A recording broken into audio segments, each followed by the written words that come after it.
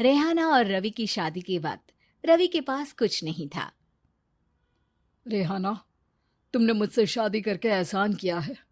मुझसे ज्यादा तो तुम कमाती हो। अरे तो क्या हुआ, एक दिन आएगा रवि कि तुम खूब पैसा कमाओगे। मुझे तुम पर पूरा विश्वास है।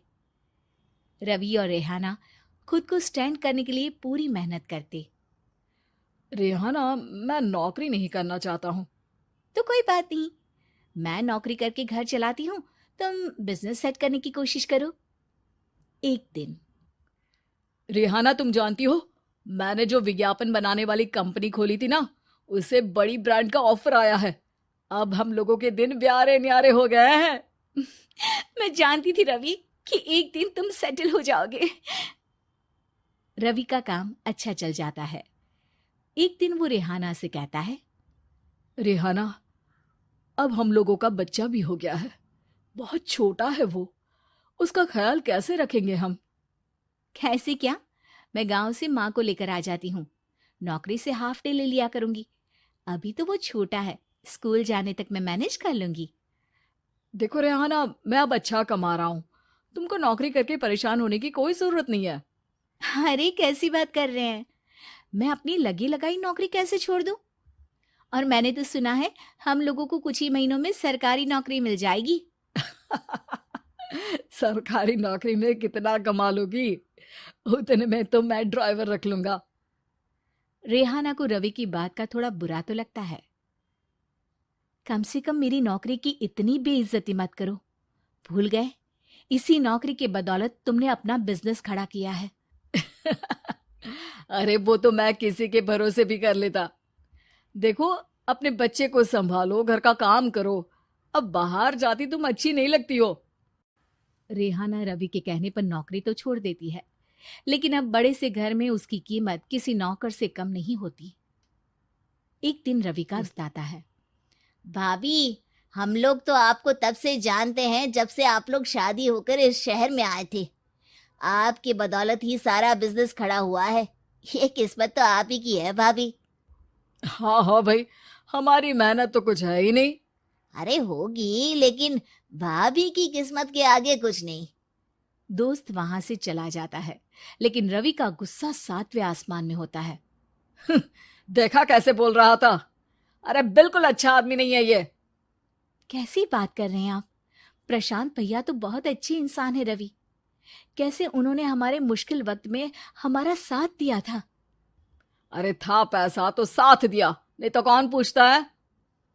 रवि का व्यवहार पैसा आते ही अलग हो गया। वो बंदे को बंदा नहीं समझता। घमंड से घिरे रवि ने तो एक दिन हद ही कर दी। रेहाना, मैं अब तुम्हारे साथ नहीं रह सकता हूँ। क्या क्या बकवास कर रहे हो रवि? क्या कहना चाहते हो? और क्यों नहीं रह सकते तुम मेरे साथ? देखो, मुझे कोई और पसंद है, और उसने साथ रहने पर बस यही शर्त रखी है कि मुझे तुम्हें तलाक देना होगा। रेहाना, जो कि एक स्वावलंबी महिला थी, उसने बिना देर किए रवि को कह दिया, कोई इश्यू नहीं, मुझे पैकिंग में 4 दिन का वक्त लगेगा, लेकिन तब तक मैं तुम्हारे साथ नहीं रहूंगी। 4 दिन के लिए तुम कहीं और शिफ्ट हो जाओ, मैं घर से निकलूंगी तो बता दूंगी। रवि घर छोड़कर चला जाता है। रेहाना को दुख होता है, वो रोती है, लेकिन व्यवहार से स्ट्रांग रेहाना को पति के वापस आने का और उसे सबक सिखाने का पूरा भरोसा था। फिर एक दिन, अरे शुशिका, कब शादी करोगी तुम मुझसे? यार मैंने तो सोचा था तुम शादी से पहले मुझे विदेश लेकर जाओगे, महंगी कार दिलाओगे। अरे सब दिला दूंगा, लेकिन पहले मुझसे शादी तो कर लो। हाँ हाँ, क्यों नहीं। मैं कुछ दिनों के लिए अपने मम्मी पापा के पास जा रही हूँ और लोगों से अपनी शादी की बात करूंगी। अरे शुशिका, कैसे रहूंगा मैं तुम्हारे बिना? अब तो शादी ही होने वाली है हम लोगों की। शुशिका रवि को छोड़कर चली जाती है। रवि घर आता है, जहां रेहाना को ना पाकर उसे सब अजीब लगता है। घर तो रेहाना के बिना कुछ नहीं है। बच्चे की याद भी आ रही है। चलो एक वीडियो कॉल कर लेता हूँ। रवि रेहाना को वीडियो कॉल करता है, लेकिन रेहाना फोन नहीं आती। रात को सोते वक्त, मन कर रहा है मुन्ने को गले लगा लूं। चलो कोई ना, शुशिका से शादी के बाद मेरे और भी बच्चे होंगे। अगले दिन रवि ऑफिस जाता है, जहां टीना खड़ी होती है। सर, आपने अपने नए ऐड के लिए मॉडल की रिक्वायरमेंट डाली थी ना, मैं उसी के लिए आई हूँ। रवि टीना को देखकर खुश हो जाता है। अब शादी हो गई है तुम्हारी? नहीं सर, बस अच्छा सा हैंडसम और अमीर लड़का देख रहे हैं मेरे मम्मी पापा।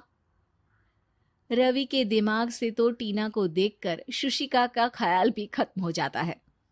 अरे यार, ये लड़की मिल जाए कितनी सुंदर है। शुशिका तो इसके आगे कुछ नहीं है। अब क्या तुम्हें ऐसा नहीं लगता कि मुझसे मिलकर तुम्हारी ये खोज खत्म हो गई है? आप तो 2 बच्चों की पापा लग रहे हैं। अरे नहीं नहीं, मेरी शादी तो हुई थी, लेकिन बीवी को किसी और से प्यार था, मुझे छोड़कर चली गई। खैर, टीना की दोस्ती रवि से हो जाती है, लेकिन 1 महीने बाद शुशिका रवि के पास वापस आती है। मेरे मम्मी पापा तुमसे मिलना चाहते हैं, लेकिन उन लोगों को ये मत बताना कि तुम पहले से शादीशुदा हो, और हाँ, शादी से पहले अपनी सारी प्रॉपर्टी तुमको मेरे नाम करनी होगी। अरे पागल, अब मैं तुमसे शादी ही नहीं करना चाहता। भला ऐसी लालची औरत से कौन शादी करेगा? तभी वहां टीना आ जाती है। रवि, ये पागल सी औरत कौन है? देखो, तुमने ही कह दिया ना पागल, तो पागल ही है। पता नहीं कौन है, कह रही है शादी कर लो, लेकिन शादी से पहले अपनी सारी प्रॉपर्टी मेरे नाम कर दो। बोल तो सही रही है। वैसे तुम जानती हो, मेरी एक सहेली है, उसके पति ने उसे पैसा आते ही छोड़ दिया, जबकि उसको खड़ा करने वाली ही मेरी सहेली थी। और मुझे भी भरोसा नहीं है। अगर मैं भी तुमसे शादी करूंगी तो तभी जब तुम मेरे नाम अपनी सारी प्रॉपर्टी कर दोगे। अरे हाँ हाँ, क्यों नहीं, बिल्कुल कर दूंगा। रवि और टीना की शादी की तारीख तय हो जाती है। वो अपनी सारी प्रॉपर्टी के कागज लेकर शादी वाली जगह पर पहुंचता है, लेकिन वहां टीना आती नहीं। रवि टीना को मैसेज करता है। कहाँ हो? सॉरी, मैं तुमसे शादी नहीं कर सकती, मुझे तुमसे भी ज्यादा पैसे वाला मिल गया। रवि को गुस्सा आ जाता है। वो गुस्से से सारा डेकोरेशन तोड़ रहा होता है कि वहां रेहाना आ जाती है। सर, क्या हो गया? क्या डेकोरेशन पसंद नहीं आई आपको? तुम यहाँ क्या कर रही हो? मैं यहाँ की डेकोरेटर हूँ। क्या आपको पसंद नहीं आई यहाँ की सजावट? रवि दौड़कर रेहाना के गले लग जाता है। मुझे माफ कर दो रेहाना।